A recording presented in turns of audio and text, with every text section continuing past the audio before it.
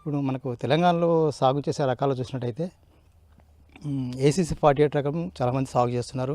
అది కూడా మంచి దిగుబడి కూడా బాగా వస్తుంది. కుర్కుమిని కూడా 6 to 7 వస్తుంది. పచ్చి పసుపు అయితే 120 నుంచి 150 క్వింటాల వరకు పచ్చి పసుపు వస్తుంది. రైస్ కూడా బాగా మంది సాగు చేస్తున్నారు. ఇది కేరళ రకం.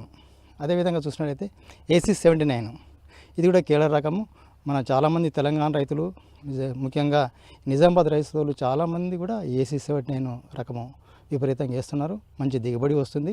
కురుకుమి నుంచి 6 నుంచి 7% ఉంటుంది. దిగుబడి కూడా మంచిగా వస్తుంది. ఎండిన పసుపు అయితే హెక్టార్కి అయితే 6 నుంచి 8 టన్స్ వరకు వస్తుంది. పచ్చి పసుపు అయితే 120 నుంచి 150 క్వింటాల పచ్చి పసుపు వస్తుంది అన్నట్టు. ఇకపోతే మనకు రాజేంద్ర సోనియా, రాజేంద్ర సోనాలి ఇవి కూడా మండ చాలా లావుగా ఉంటుంది. మంచి పసుపు చాలా ఆకర్షణీయంగా ఉంటుంది. మంచి దిగుబడి కూడా వస్తుంది. కురుకుమిని కూడా 5 నుంచి 6% వరకు కురుకుమిని ఉంటుంది. ఇకపోతే రికవరీ శాతం మాత్రం 17 నుంచి 18% ఉంది. బట్ తెలంగాణకి చాలా అనువైన రకం, మంచి రకము. ఇది చాలామంది రైతు సోదరులు కూడా మనం సాగు చేస్తున్నారు.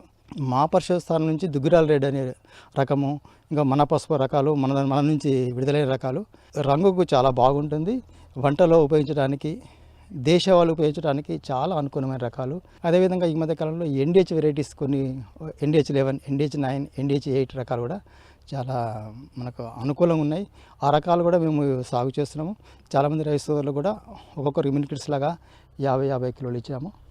పసుపులో చూస్తున్నట్టయితే మనకు విత్తనం ఖర్చు ఎక్కువ ఉంటుంది. దాదాపు మనం చూసినట్టయితే ఒక ఎకరాకు 10 క్వింటాలు విత్తనం అవసరం ఉంటుంది. కాబట్టి రైతు సోదరులు విత్తనాన్ని మనము మోతాదును తగ్గించాలి. మనకు విత్తనము తగ్గించాలని దాన్ని మనము ముక్కలు కత్తిరించాలి.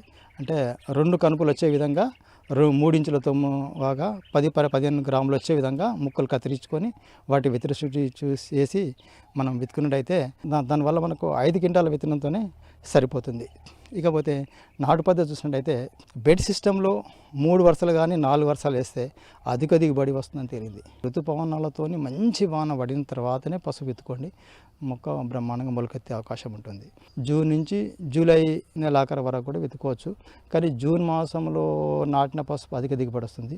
జూలైలో నాటిన పసుపు దిగుబడి తగ్గుతుంది.